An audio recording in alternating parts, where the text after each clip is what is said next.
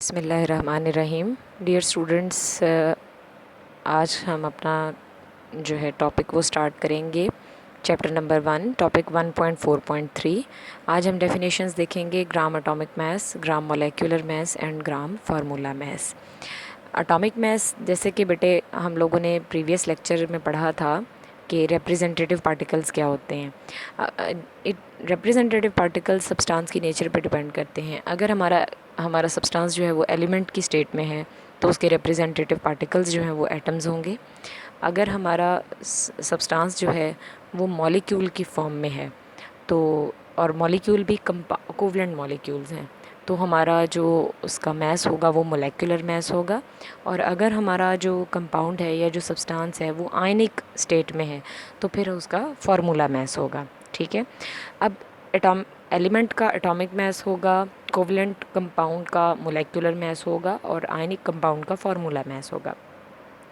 अगर इन सारे मैसेस को हम ग्राम में रिप्रेजेंट करते हैं तो atomic mass will become gram atomic mass, molecular mass will become gram molecular mass and formula mass will become gram formula mass. ठीक है। अब इसमें एग्जांपल के तौर पे आप देख सकते हैं, यहाँ पर दिखाया गया है कि अ मोल ऑफ सल्फ़र एटम, एक मोल सल्फ़र एटम होगा अगर, तो उसमें सल्फ़र के एटम्स कितने होंगे। एवोगैड्रोस नंबर हमें इसकी इन्फॉर्मेशन देता है 6.022 इंटू 10⁻23 उसके अंदर सल्फ़र एटम्स होंगे। ठीक है।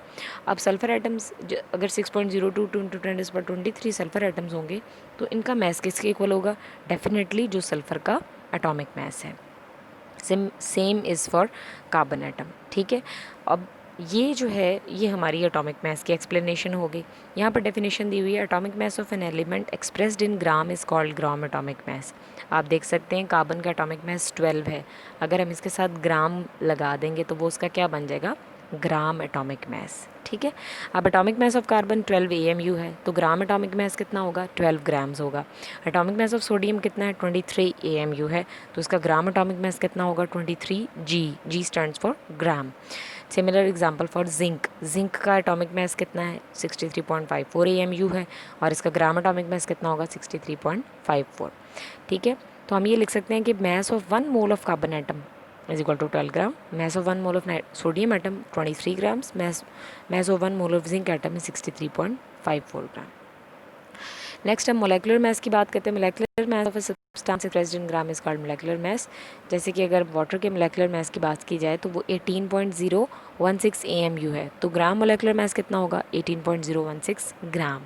ठीक है। सिमिलरली अगर हम ग्लूकोज की मोलेकुलर मैस की बात करते हैं तो 180.096 AMU है और अगर हम ग्राम मोलेकुलर मैस की बात करेंगे तो वो हो जाएगा 180.096 ग्राम।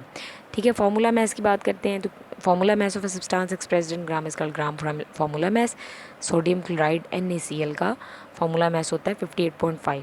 अगर हम इसको ग्राम में रिप्रेजेंट करना चाहेंगे तो ग्राम फार्मूला मैस किसके इक्वल हो जाएगा, 58.5 ग्राम।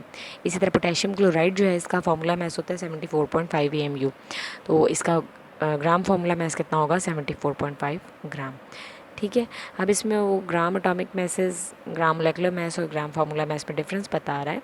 ठीक है। Atomic mass representing 1 mole atom of an element, gram molecular mass is representing 1 mole of molecules of a compound and gram formula mass is representing 1 mole of ionic formula units of a compound। ठीक है। उसके बाद gram atomic mass means 6.022 10⁻23 atoms, gram molecular mass means 6.022 10⁻23 molecules and gram formula mass is representing 6.022 10⁻23 formula units. ठीक है। अब इसमें जितने भी ये सब्सटेंसेस हों, जितनी भी ये क्वांटिटीज़ हैं, चाहे वो ग्राम एटॉमिक मैस है, ग्राम फार्मूला मैस है, ये ग्राम मोलेकुलर मैस है, all these quantities are equal to 1 mole. इसलिए हम इस मोल को इस तरह से भी डिफाइन कर सकते हैं। Therefore mole can be defined as atomic mass, molecular mass और formula mass expressed in grams is called 1 mole. ठीक है। नेक्स्ट जो है वो हमारे ये कैलकुलेशंस हैं। तो कैलकुलेशंस जो हैं बेटे हमारे पास डिफरेंट रिलेशनशिप्स होते हैं। मोल मैस कैलकुलेशन हम कर सकते हैं, यानी अगर हम एक सब्सटेंस का मोल दिया गया है तो हम उससे उसका क्या फाइंड कर सकते हैं, मैस फाइंड कर सकते हैं। रिवर्स ऑर्डर में भी कर सकते हैं कि अगर हमें मैस बताया गया है तो हम उसके नंबर ऑफ़ मोल्स भी फाइंड कर सकते हैं। ठीक है। उसके साथ नेक्स्ट जो है वो आपको ये इसी से रिलेटेड है। नेक्स्ट मोल पार्टिकल कैलकुलेशंस हैं। मोल पार्टिकल कैलकुलेशन का मतलब ये कि अगर हमें मोल्स पता हैं किसी भी सब्सटेंस के तो हम उसमें पार्टिकल्स फाइंड कर सकते हैं। यानी हमें ये पता है कि 1 मोल में 6.022 इंटू 10⁻23 पार्टिकल्स हैं, तो कोई भी मोल अगर दिए जाएंगे तो हम उससे उसके पार्टिकल्स जो है वो फाइंड कर सकते हैं। ठीक है, इसी तरह अगर हमें नंबर ऑफ़ पार्टिकल्स पता है तो हम उससे उसको मोल्स में भी कन्वर्ट कर सकते हैं। सो ये सारी आगे जो एग्जांपल्स हैं वो इसी जो है वो कैलकुलेशन इसी रिलेशनशिप से रिलेटेड है। सो बाय दिस आपका चैप्टर जो है वो थ्योरी एंड होती है। ठीक है, अब हम इसके जो है रिव्यू क्वेश्चंस देख लेते हैं। इसमें आप देख सकते हैं which of the following list contain only elements. इसमें कौन सी लिस्ट है जिसमें सिर्फ एलिमेंट्स हैं? ये इसका आंसर ऑप्शन डी है। The diagram below represent particles in 4 substances, which box represent the particles in nitrogen. ठीक है, नाइट्रोजन जो कि मॉलिक्यूल है, तो ये जो डी है that is the answer of this question. ठीक है, उसके बाद नेक्स्ट जो है वो कॉपर सल्फेट 5 वाटर मॉलिक्यूल है। इसका आंसर जब आप कॉपर सल्फेट 5 वाटर मॉलिक्यूल्स का आप फार्मूला मैस कैलकुलेट करते हैं तो इसका आंसर आता है 249.5। A compound with formula Na2CX3 has formula mass 160। Atomic mass of the element X is atomic mass of the element 16। Na2CO3 इस फार्मूला आता है इसका। उसके बाद how many moles of molecules are there in 16 gram oxygen.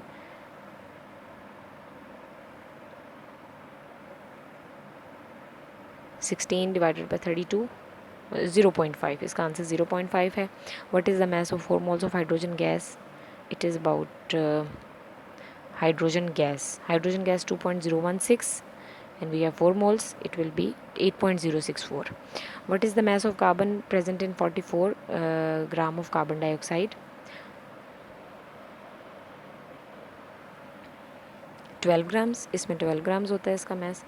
उसके बाद next है the electron configuration of an element is 1s2 2s2। An atom of this element will form an ion with that will have charge.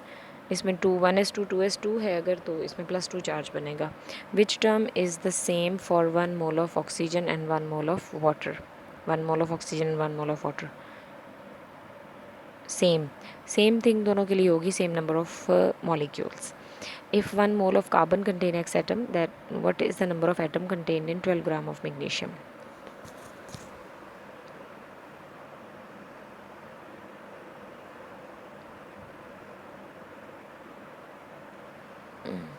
Carbon का जो है mess वो 12 होता है, तो 12 में अगर 6.02 हैं तो मैग्नीशियम का 24 होता है, तो उसका हाफ हो जाएगा। हाफ होंगे 0.5x हो जाएंगे। ठीक है,